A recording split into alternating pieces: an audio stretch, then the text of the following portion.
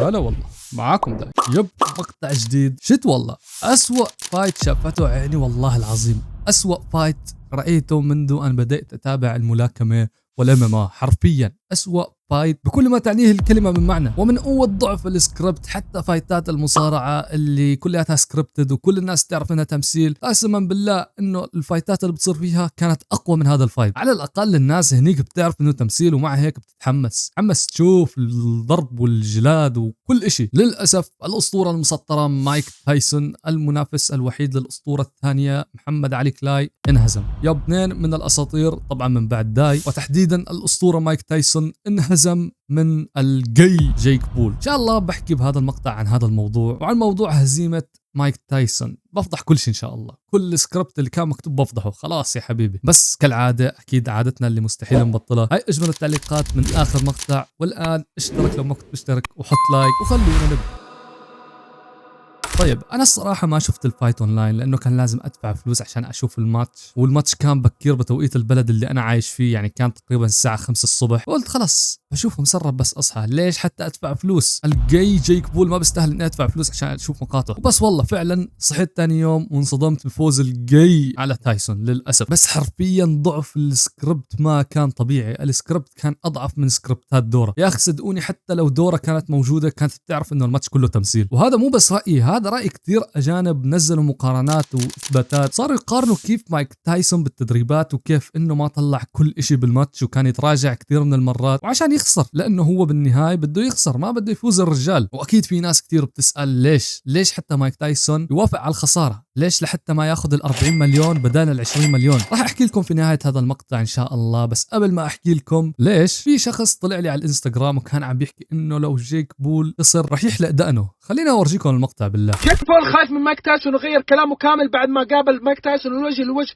كان يقول انا راح انهي تاريخ مايك تايسون. الحين ايش قال؟ يقول لكمة مايك تايسون اقوى ابر كت في التاريخ، اذا لمست ذقني راح انزل قاضية ما فيها. انا خايف من الابر كت حق مايك تايسون، قاعد احاول اتفاداه قد ما اقدر. ويقول جيك بول انا لما شفت مقطع مايك تايسون وهو ينزل خصمه بالضربة القاضية، قصده على هذا المقطع، انا ما نمت هذاك اليوم وامي تقول لي لا تلعب مع مايك تايسون برضاية عليك بين قوسين. انا صار لي 6 شهور يا جيك بول هايط انك راح تفوز، اخر شيء تغير كلامك. طيب انا ما اقدر اغير كلامي يا اخي، والله شكله حتقوم طقطقة عالمية تاريخية علي في التيك توك كامل حيسمع بها. لكن انا ما زلت عند رايي جيك بول راح يفوز، واذا خسر راح احلق دقني موس. زيد الطقطقه طقطقه. الفايت باقي له 4 ايام، لا تنسى تتابعني عشان لا يفوتك الفايت. انزل عن فايت يوميا اول باول. تابعني في التيك توك والانستا. فمان الله. وانا حرفيا اول شيء من بعد ما شفت هذا المقطع فكرت فيه وانا اتهم بالموضوع يعني معلش والله انا اسف يعني عم بمزح، بس يعني حرفيا لو قلت لي بتحلق شعرك كنت بتحمس اكثر. بس مبروك عليك كسبت الرهان، بالرغم من انه الرهان حرام. اوكي خلينا نقول انه نلعب شوي بالكلمات، كسبت التحدي فمبروك عليك يعني. المهم الان خلونا نرجع لموضوعنا وخليني احكي لكم ليش تايسون وافق انه يخسر. اول شيء تايسون كان مسجون وكان عليه ديون كتير، وحتى الان عليه كتير ديون، وقصة الديون والسجن طويلة كتير، لو حابين بحكي لكم اياها بمقطع لحال. والعرض اللي اجى لتايسون انه يا حبيبي بتعال بتلعب مع جيك بول تاخذ 20 مليون وبتخسر. وهذا الشيء ما بصير بس هيك كلام بيناتهم وبعدين مايك تايسون فينه يقلب عليه ويفوز، لا يا حبيبي، هذا الشيء بصير ببنود واوراق لازم مايك تايسون يوقع عليها، بحيث لو انه فكر يفوز وفكر انه يقلب الموضوع كله بالكامل راح تتم مقاضاته، يمكن ينسجن يمكن يدفع غرامات، والله ماني عارف. بس المهم انه راح يتضرر اكثر بكثير من ال 20 مليون او ال 40 مليون اللي راح ياخذها. ومشان هيك وافق. وبصراحه اكون معكم صريح، انا لو انعرض علي نفس العرض بالضبط كنت رح اوافق. سلامات يا حبيبي، 20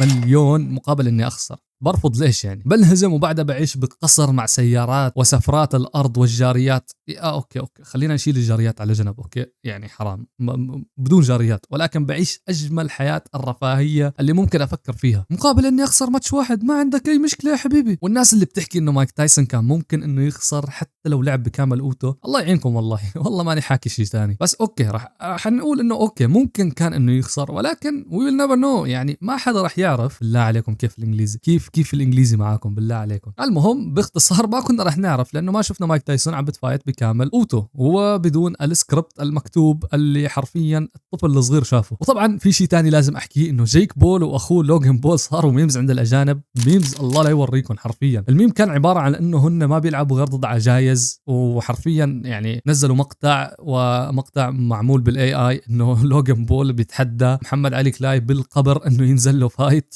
يعني والله ميمز الله لا يحطني مكانهم. بس والله انا بتفق معهم لاول مره، بتفق مع الاجانب، لانه حرفيا تخيلوا معي انه جايك بول كان من قبل مع ملاكم حقيقي، وكان صغير بالعمر، يعني مو كتير صغير بس اوكي صغير، اصغر من تايسون بالعمر، ودعسه لجيك بول تدعيس، وحرفيا بالكلمه حكى له انه انت يا حبيبي ما لك اي علاقه بالملاكمه، انت يا حبيبي يوتيوبر، انت بحياتك ما اخذت بوكس حقيقي من قبل، فيعني لا تهايط. وفعلا والله دعسه تدعيس. يعني مايك تايسون ولا جيك بول كلياتهم بس داخلين على عالم الملاكمه، ما في ولا واحد فيهم ملاكم حقيقي ولا حتى مصارع حقيقي. طبعا انا كداي الاسطوره المسطره كنت بعرف هذا الشيء من قبل، يعني اكيد يعني، وصدقوني لو نزل لي جيك بول الي اكيد بفوز، مستحيل يفوز علي جاي، مستحيل، سابع المستحيلات يا حبيبي. المهم هذا كان مقطعنا اليوم، اكيد اكتبوا لي رايكم بالتعليقات بالموضوع، طبعا اكتبوا لي رايكم غير اني لو نزلت ضد جاك بول بدعسه تدعيس، لانه يعني تعرفوا شباب خلوا البديهيات شوي على جنب، يعني اوكي خلينا نحكي عن الاشياء الثانيه يعني اللي فيها شويه جدل. فانتوا ايش رايكم بالفايت بكل صراحه يعني؟ وهل تشوفوا فعلا جيك بول ملاكم؟ انا من وجهه نظري مستحيل اشوفه ملاكم، مستحيل يا حبيبي. اما انتم خانه التعليقات اللي لكم تحت، انزلوا اكتبوا لي رايكم بالموضوع، واكيد يعني اكيد لا تنسى اللايك، اشترك في القناه لو ما كنت مشترك، خلونا يا جماعه الخير نوصل 20,000 حلنا بقى، فيا اشترك في القناه لو ما كنت مشترك، حط لايك وبس. والله لا تنسى الانستغرام كمان، خلونا نوصل 1000 متابع عليه. انا معاكم داي وبيس. مهما طال الزمان